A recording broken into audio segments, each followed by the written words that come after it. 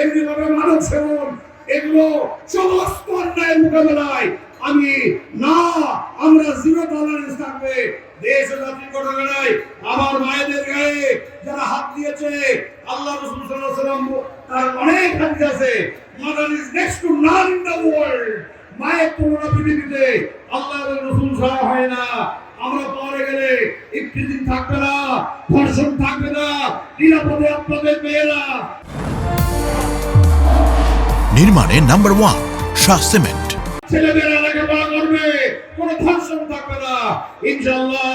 আমি আপনাদেরকে সাথে দিয়ে ঐক্যবদ্ধ ইউনিটি করে বাংলার বৃহত্তর জনগণকে সাথে নিয়ে জামাত ইসলামী সহ 11 দলীয় জোট, এখানে এনসিপি আছে, এখানে 24শে জুলাই রক্তমাখা শহীদের রক্তমাখা এই 22 কোচ্চানপুর জুলাই বিপ্লবের চেতনাকে মুছে দেওয়া যাবে না। এই জন্য আগামী 12 তারিখের গণভোটে আধিপত্যবাদী সাম্রাজ্যবাদীদেরকে রুখে দেওয়ার জন্য ভোট দিতে হবে। 2-3 দিন আছে, আর এই 3 দিন আপনারা আপনাদের গৃহ কর্ম সেরে আল্লাহ তাআলার দেওয়া সীমানা রক্ষা করে, হুদুদুল্লাহ পর্দা রক্ষা করে মেয়েরা কর্মস্বাধীনতা পাবে। বুখারীর বাবে কিতাবুন নিসা পড়ে থাকেন, কোরআনের আয়াতগুলো পড়ে থাকেন, অবশ্যই পুরুষরা পারবে, মেয়েরাও তাই পারবে, কিন্তু পর্দা লাগবে। একটি রাষ্ট্রের কর্তৃত্ব প্রধান 1 নম্বর লোকটা হবে পুরুষ, আর বাকি সব জায়গায় পুরুষও পারবে, মেয়েও পারবে। আল্লাহু কাওয়ামুনা আলান নিসা। আমার এখানে প্রশ্ন এসেছে, আপনারা কি ইসলাম গায়ে কোরআন অনুযায়ী দেশ চলবে না কোন অনুযায়ী?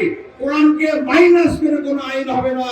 তবে আল্লাহ নবীরও মদিনায় যাওয়ার পরও 10 বছর সময় লেগেছে মক্কা বিজয়, অতএব একদিনে কোরআন কায়েম হয়ে যাবে না।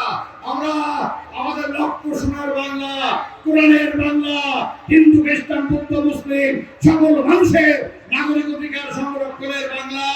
চলুন নতুন ভোরের দিকে, নতুন বাংলা, সোনার বাংলা, বুকের রক্ত দিয়ে সমস্ত আকাঙ্ক্ষিত অবস্থার মোকাবেলা করে আমরা আগামী 12 তারিখে দাঁড়িপাল্লা মার্কায় ভোট দেবো।